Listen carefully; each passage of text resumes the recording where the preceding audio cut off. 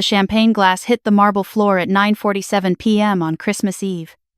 My brother stood there, hand still raised from knocking it out of mine, telling Mom I was embarrassing the family. Dad nodded. Mom smiled. And 3 days later, I wired $6.2 million for a waterfront condo in Seattle's Pike Place cash. No mortgage, no co-signers. They didn't know. They still thought I was their charity case. Let me back up. My name is Elena, and for 28 years, I believed I was the problem. Not smart enough. Not pretty enough. Not worth the investment. My younger brother Ryan, golden child, Harvard MBA, Mom's pride, he was the one who mattered, the one they refinanced the house for, the one who got the master bedroom with the king bed and the private bathroom. I got the converted storage room in the basement with a twin mattress on the floor and a space heater that barely worked. We grew up in a split-level house in suburban Portland, 3 bedrooms upstairs. My parents took one. Ryan took the second. The third became Dad's home office. I was 12 when they told me the basement was more private for a teenage girl. Ryan was 9. He needed his space for homework, they said. He was gifted. He needed quiet. I did my homework on the basement floor with a flashlight when the overhead bulb burned out. They replaced Ryan's bulbs within hours. Mine took weeks. "You're old enough to change it yourself," Dad said. I was 13. Ryan got a new laptop for high school. I got a used Dell from Dad's office with a cracked screen. Ryan got a car at 16, a used Camry, but still. I got a bus pass and a lecture about responsibility. When Ryan wanted to go to Harvard, they took out a $180,000 loan without blinking. When I got into University of Washington, they handed me a FAFSA form and said, "Financial aid exists for a reason." I worked 3 jobs through college. Barista in the morning, library assistant in the afternoon, bartender on weekends. I graduated with a degree in computer science and $40,000 in debt. Ryan graduated with a Harvard MBA and 0 debt. They'd paid it all off by selling Mom's childhood home, the one Grandma left her. By 24, I was working as a junior developer at a small tech startup in Seattle. 60-hour weeks, $70,000 a year, barely covering rent in a studio apartment in Fremont. Ryan was consulting at McKinsey, making $150,000, living in a luxury apartment in Boston that Mom helped furnish. She flew out twice to make sure he was settling in okay. She visited me once in 4 years. 30-minute coffee. She said Seattle had gotten too expensive, too crowded, not her style anymore. I didn't tell them when my startup got acquired. It happened fast. 18 months after I joined, a larger company bought us for the tech we'd built. My shares, which I'd negotiated as part of my comp package, were suddenly worth $4.2 million pre-tax. After taxes, I walked away with $2.8 million.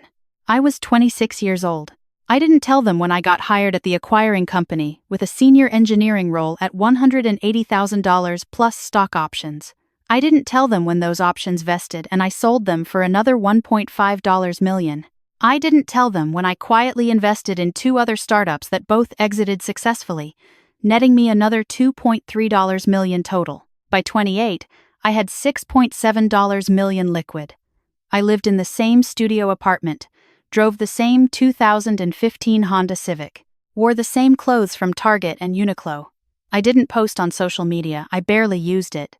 I didn't need anyone to know, especially not them. But they called me every few months with the same script. "How's work? Still at that little tech place? Have you thought about getting a real job? Ryan's doing so well, you know. He just made partner at his firm. Maybe he could help you with your resume." I'd say I was fine. They'd say I could do better. I'd hang up and go back to my life. Christmas Eve, 2024. They'd insisted I come home. Ryan was bringing his fiancée, Madison, law school graduate, junior associate at a big firm, family money. Mom had been talking about the engagement for 3 months. Dad kept saying Ryan had really made something of himself. I drove up from Seattle on December 23rd. I'd booked a hotel room nearby. I'd learned years ago not to stay at the house. But Mom had insisted I come for Christmas Eve dinner. "Family time," she said. I should have known better. I walked in at 6 p.m. The house looked the same except for the decorations, expensive ones, the kind you see in Pottery Barn catalogs. New furniture in the living room, new kitchen countertops, marble. Ryan helped us with a loan, Mom said when she saw me looking. He's so generous. Ryan and Madison were already there. She was wearing a Burberry sweater and designer jeans. He was in a cashmere sweater. Mom had clearly bought him tags still visible on the cuff. They were drinking champagne. Veuve Clicquot. I recognized the orange label. Mom handed me a glass of grocery store Prosecco. We only had 2 bottles of the good stuff, she said. Ryan picked it out. We sat down to dinner. Mom had made prime rib. Dad carved it with ceremony. Ryan got the first slice, thick and perfectly pink. Madison got the second. My parents got the next 2. I got the end piece, mostly fat and gristle. So, Elena, Madison said, smiling with perfectly whitened teeth. Ryan tells me you work in computers. That's nice. My cousin does IT support. I'm a senior software engineer, I said. Oh, that's great, she said, in a tone that meant she had no idea what that meant and didn't care to learn. Ryan was just telling me about his promotion. He's the youngest partner at his firm. Can you believe that? Mom beamed. We're so proud. Elena, you should really ask Ryan for advice. He's always said you have potential if you just applied yourself. I took a sip of my Prosecco. It was warm, flat. Ryan leaned back in his chair. I mean, it's never too late to pivot. A lot of people go back to grad school in their late 20s, maybe get an MBA. I could write you a recommendation. I'm good, I said. You sure? Dad asked. Because Ryan's firm is always looking for, what do they call it, support staff? Admin roles? You'd get benefits. I have benefits. But do you have career growth? Ryan asked. Because at a certain point, you need to think about trajectory. I'm just looking out for you. I cut into my prime rib. It was cold. They'd served everyone else first and hadn't noticed mine sitting while they talked. After dinner, we moved to the living room. Mom brought out dessert homemade tiramisu, Ryan's favorite. Madison asked about the wedding. Mom and Dad launched into stories about how they were helping plan it, how they were contributing to the venue, how Ryan had really found someone special. I sat on the couch with my Prosecco, watching them. They looked happy, complete, like a family portrait with the right number of people. Madison stood up to refill her champagne glass. As she walked past, she tripped heels on the new rug and stumbled into me. My Prosecco splashed onto my jeans. Oh my God, she said, laughing. I'm so sorry. Here, she grabbed my glass and headed to the kitchen. She came back with a paper towel. I think you're good. It's just Prosecco, right? It won't stain. I looked down. My jeans were soaked. Ryan laughed. You should change. Oh, wait, you don't keep clothes here anymore, do you? She can borrow something, Mom said. But she didn't get up. It's fine, I said. I'll just... Actually, Madison said, sitting back down with a fresh glass of Veuve Clicquot. I was wondering, Elena, where do you live? Ryan said you're in Seattle, but like, which neighborhood? Fremont, I said. Oh. She wrinkled her nose. Isn't that kind of, I don't know, transitional? It's fine. Do you rent or own? Rent. That's smart, Ryan said. Real estate in Seattle is insane right now. You'd probably need 6 figures for a down payment? Something like that. See, this is why I keep telling you, you need to build wealth. Equity. Madison and I just bought a place in Boston. 3-bedroom townhouse in Back Bay.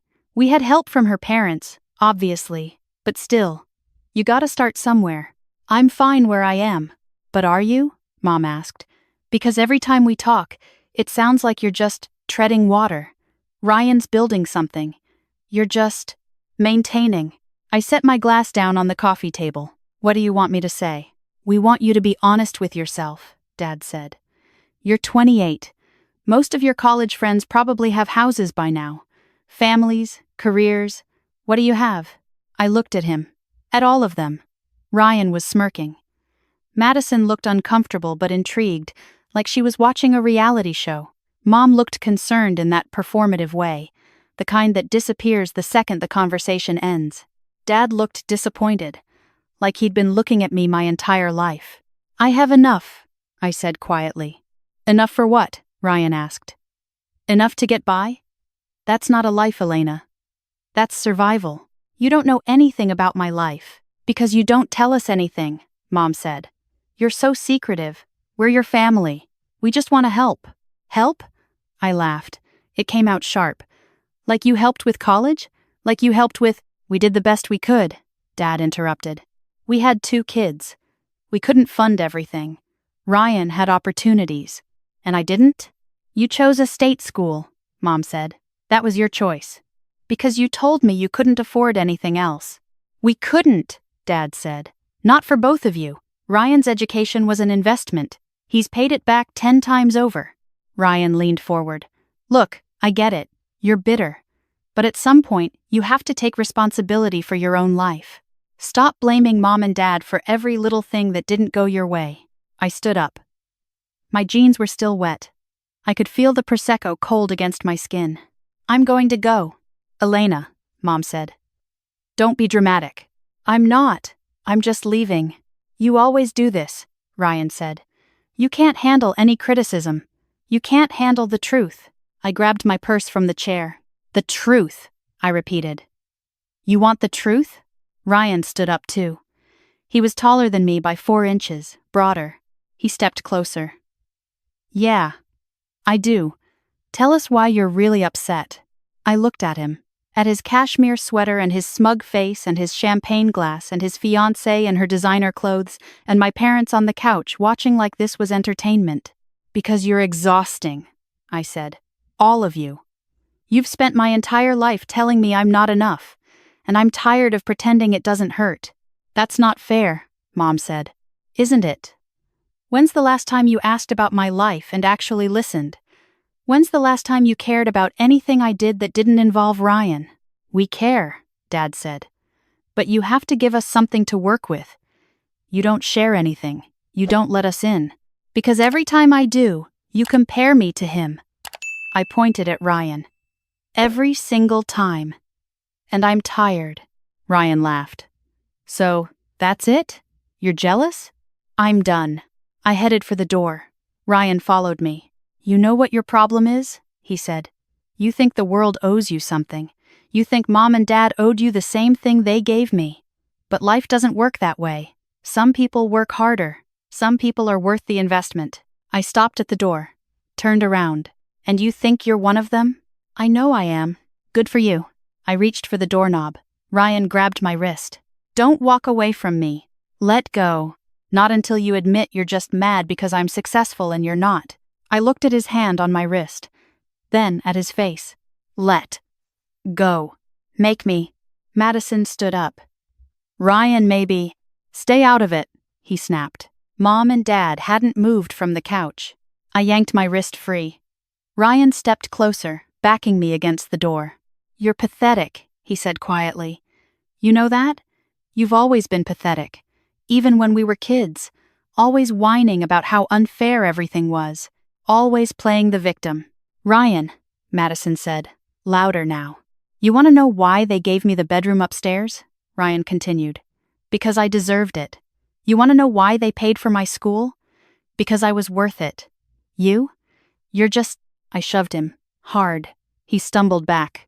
Don't touch me again, I said. He laughed. Or what? You'll cry about it? You'll run away like you always do? I opened the door. Elena, Mom called. You're really going to leave? On Christmas Eve? I looked back at her. At Dad. At Ryan and Madison. Yeah, I said. I am. Fine, Ryan said. Go. We don't need you here anyway. We never did. Mom didn't say anything. Dad shook his head, like I was the one being unreasonable. I walked out. I drove back to my hotel in silence. My hands were shaking on the steering wheel. I kept replaying Ryan's words. We never did. Like I was optional. Like I'd always been optional. I sat in the hotel parking lot for 20 minutes before I went inside. I couldn't cry. I was too angry to cry. I took a shower, changed into clean clothes, sat on the hotel bed with my laptop. I opened my bank account. $6.7 million staring back at me. I opened Zillow.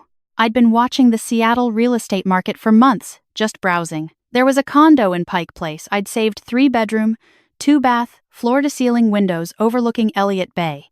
listed at $6.2 million. It had been on the market for 4 months. The seller was motivated.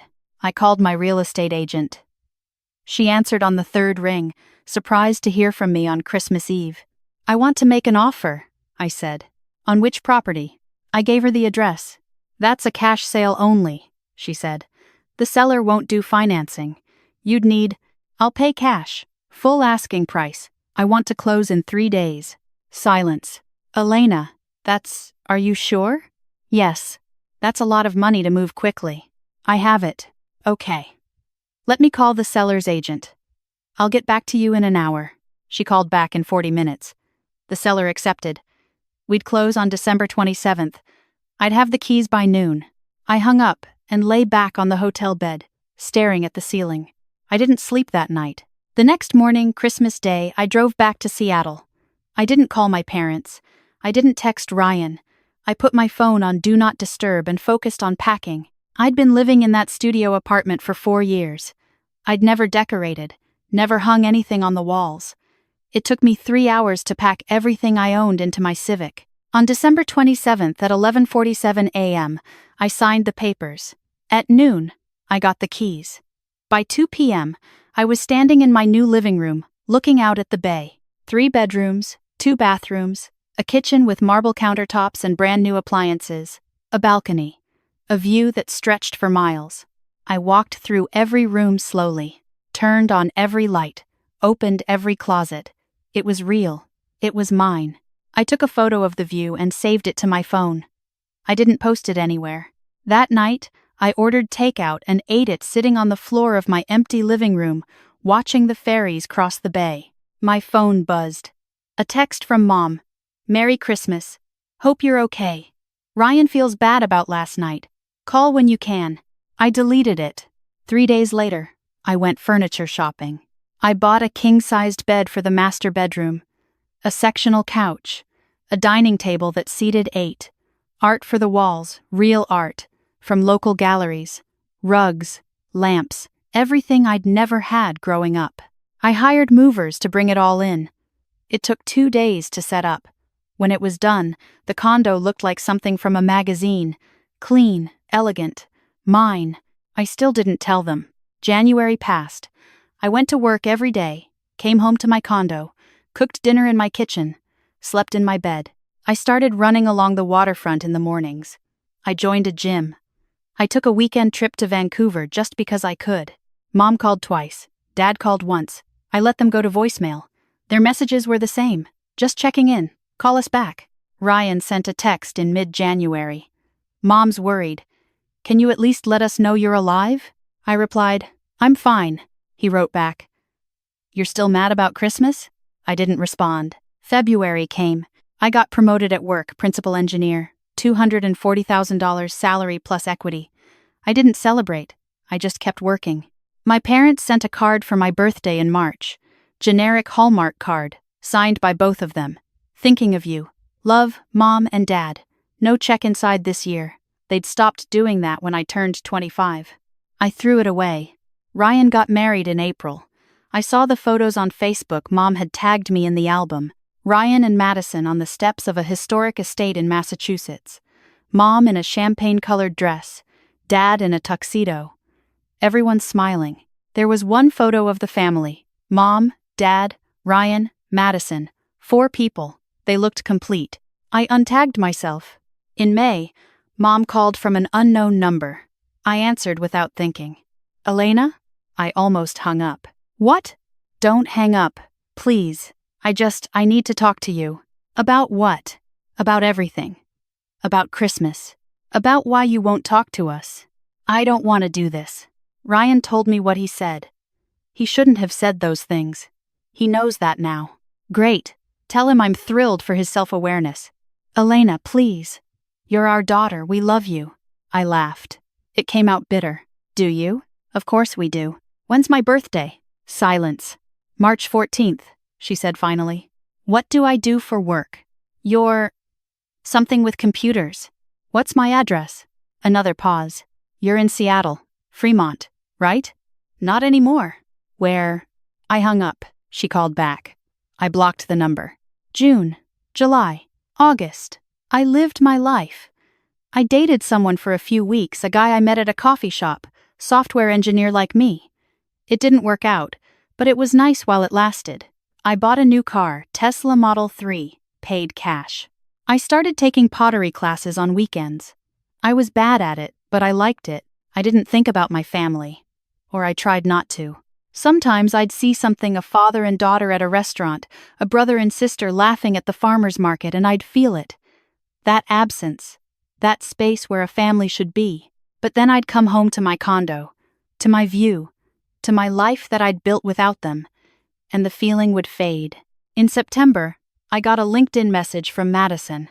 "Hi Elena, I hope you don't mind me reaching out. Ryan doesn't know I'm messaging you. I just wanted to say I think about that night at Christmas a lot, and I feel terrible about how it went. Ryan was drunk and said things he didn't mean. He misses you. Your parents miss you. I know it's not my place. But family is important. Maybe you could call them?" I archived it without responding.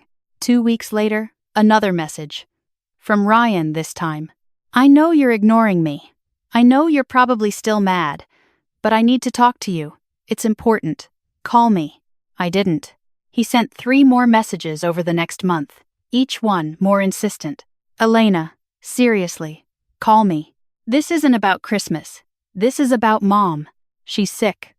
Please call." I stared at the last one for a long time. Then I called him. He answered immediately. "Elena, finally. Where have you been? What's wrong with Mom?" It's not life-threatening or anything, but she's been having health issues, high blood pressure. The doctor says it's stress." Okay. That's it? What do you want me to say?" "I want you to care. She's our mother. Is she okay or not?" "She's fine, but she's been worried about you. We all have. You disappeared. You won't answer calls. Dad tried to drive to your apartment in Fremont and you weren't there. I moved." "Where?" "None of your business." "Elena, come on. What is this about? Are you really still mad about Christmas?" "I'm not mad. I'm done." "Done with what?" "With you. With them. With all of it." Silence. "You don't mean that," Ryan said finally. "I do. We're your family." "No. You're people I'm related to. There's a difference. That's not fair. Neither is 28 years of being treated like I don't matter." "We never said you don't matter. You didn't have to." I hung up. He called back. I didn't answer. He sent a text. "Fine. Be selfish. But when you're old and alone, don't come crying to us." I blocked his number. October. The leaves turned. I took a week off work and flew to Japan, something I'd wanted to do for years. I stayed in a ryokan in Kyoto, ate at hole-in-the-wall ramen shops, walked through temples at dawn. I took hundreds of photos, posted none of them. I came back refreshed. Lighter. November. Thanksgiving. I volunteered at a soup kitchen instead of going home. Met a woman there, another volunteer, who told me she hadn't spoken to her family in 15 years. "Best decision I ever made," she said. "Some people are toxic, even if they're blood." I nodded. December came. 1 year since Christmas Eve. I was making coffee one morning when my phone rang. "Unknown number," I answered. "Elena Reyes?" "Yes? This is Jennifer Walsh from McKinsey & Company. I'm calling because your brother, Ryan Reyes, listed you as his emergency contact. There's been an incident." My stomach dropped. "What kind of incident?" "He's fine physically, but there's been a situation at work. We need to reach his family, and you were the first on his list. Can you give us your parents' contact information?" "What happened?" "I can't discuss details over the phone, but we need to reach his next of kin." "Do you have a number for your parents?" I gave her mom's number. She thanked me and hung up. I stood in my kitchen, holding my phone, feeling nothing. 2 hours later, Mom called. "Elena, did you hear?" "About what?" "About Ryan. He's been let go. They fired him. Something about expense reports. They said he was, oh God, I can't even say it. They said he was fraudulent, that he was stealing." I sat down on my couch. "Are you there?" Mom asked. "Elena? I'm here. We don't know what to do. He's devastated. Madison is furious. Her family is furious. The wedding cost, we took out a loan, and now he doesn't have a job, and they're saying he might face charges, and… Mom. What? Why are you telling me this? Because you're his sister. We need to support him. No. What do you mean, no? I mean, no. I'm not supporting him. This isn't my problem. He's your brother. He's an adult who made his own choices. Elena, please. We need help. We took out that loan for the wedding, and now Ryan can't pay us back, and we're drowning. If you could just what? Loan us some money. Just for a few months, until Ryan finds something new. I laughed. I couldn't help it. You want me to give you money? It's not giving, it's loaning. We'll pay you back. No. Elena, please. We're desperate. You told me I was pathetic.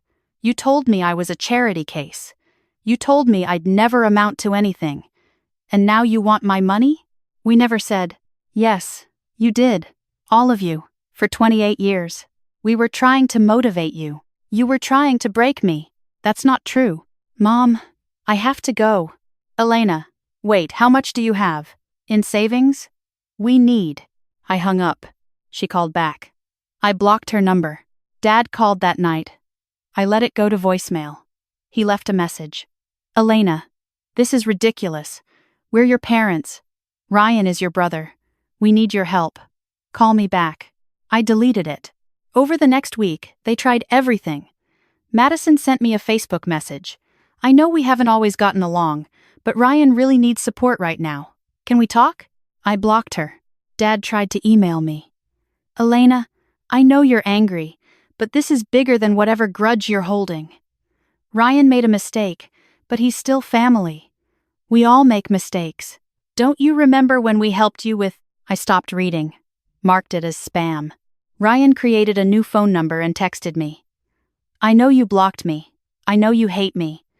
But I'm asking you, sister to brother, please help us. I made a mistake. I'm sorry. I'll do anything. I didn't respond. He tried again. Mom told me you have savings. I don't know how much, but even $50K would help. I'll pay you back. I promise. I blocked the new number. In January, a letter arrived at my condo. Hand-delivered. They'd found my address somehow. It was from Dad.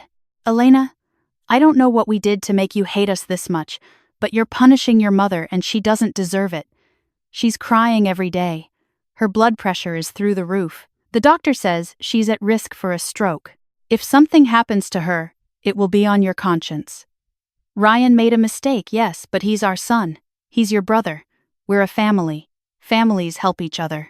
You were always so selfish, even as a child. Always focused on yourself, never thinking about others. I thought you'd grow out of it. I was wrong. But it's not too late to change. Call your mother. Please. I read it twice, then I threw it away. February. I got another promotion, engineering director, $320,000 plus equity. My team was building something big, something that would probably get acquired within 2 years. If it did, my equity would be worth another $8.10 million. I bought a second property, a small cabin in the San Juans, 2-bedroom, waterfront, $900K, paid cash, a place to escape on weekends.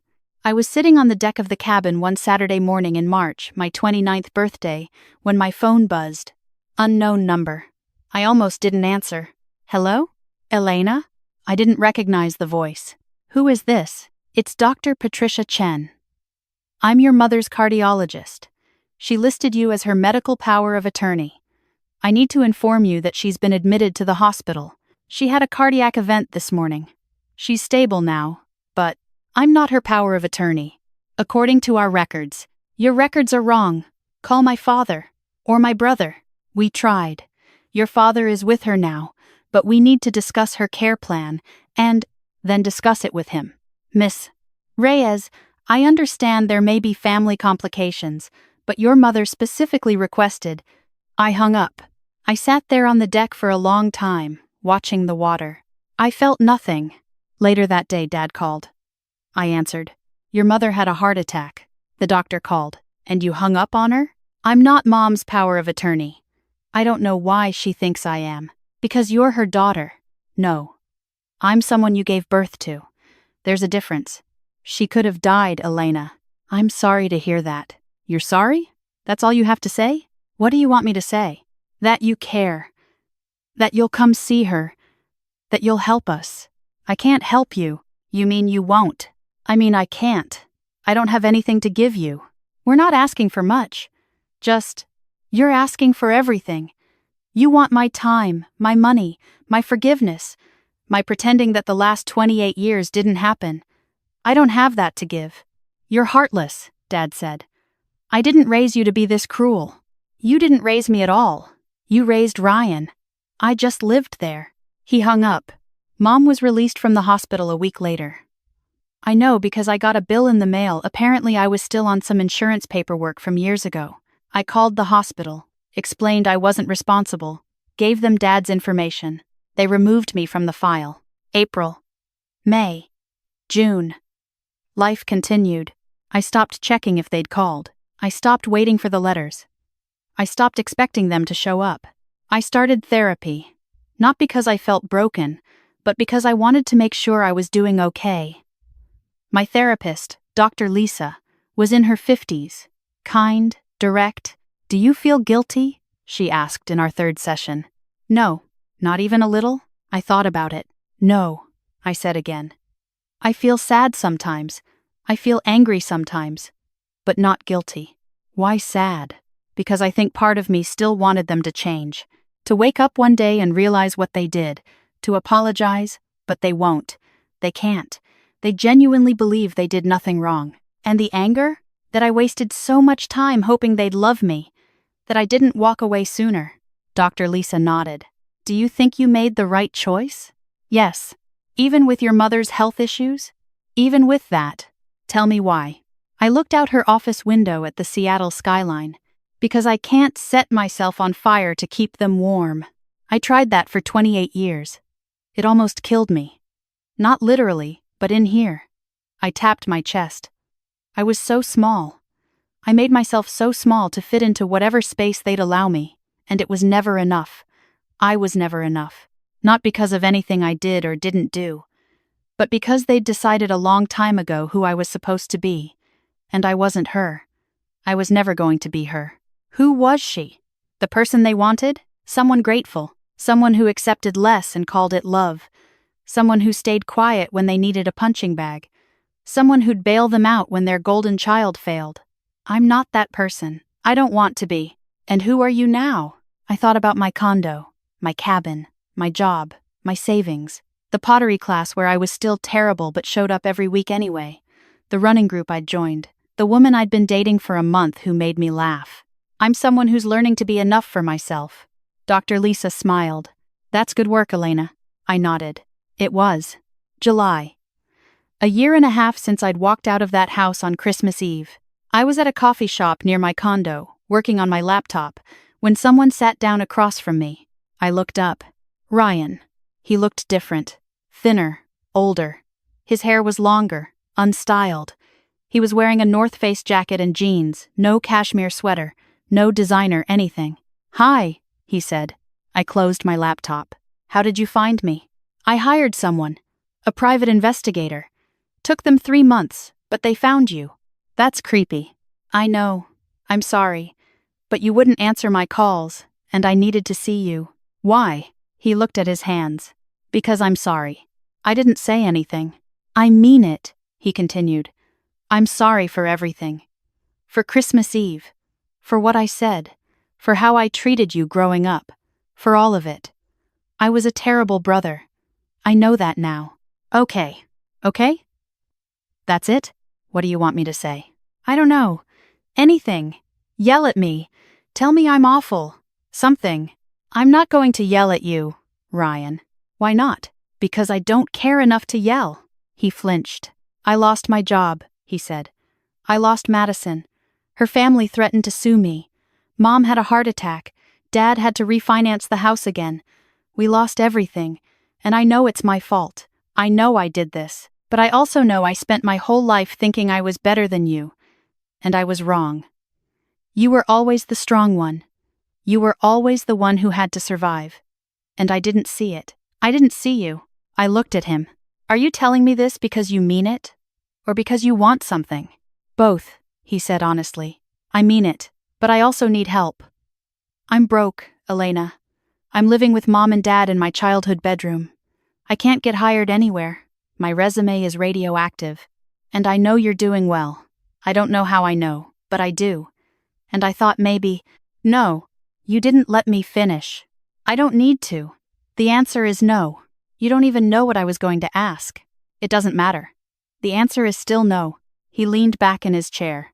You really hate me, don't you? I don't hate you. I don't feel anything for you. That's worse. Maybe. He stood up. I tried. You did. He walked to the door, then turned back. For what it's worth, I do think you deserved better. From all of us. I don't know if that means anything now, but it's true. I didn't respond. He left. I sat there for a while, staring at my laptop screen. Then I opened it and went back to work. That night, I stood on my balcony with a glass of wine, watching the city lights reflect on the bay. My therapist had asked me once if I thought I'd ever forgive them.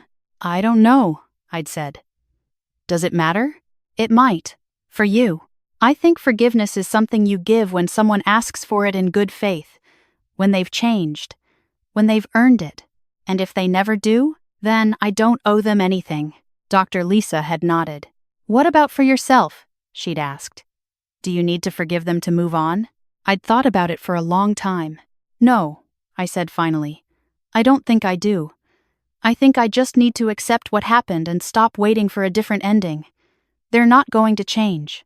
They're not going to suddenly become the family I needed. And that's okay. I don't need them anymore. Do you believe that?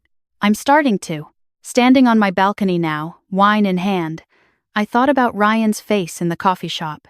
The way he'd looked small, lost. I felt something then. Not sympathy exactly. Not forgiveness. But something softer than anger. Understanding, maybe, that he'd been shaped by the same house, the same parents, the same dysfunction, that he'd been given everything and learned nothing, that his fall was inevitable because he'd never learned to stand on his own. I didn't feel sorry for him, but I didn't feel vindicated either. I just felt free. I finished my wine and went inside. Tomorrow I'd wake up in my king-sized bed, make coffee in my kitchen, maybe drive out to the cabin for the weekend. I'd call my girlfriend, see if she wanted to join. I'd finish the project at work that had been consuming me for months. I'd live my life, and they'd live theirs. Separate. Parallel. Done. That was enough. That was everything.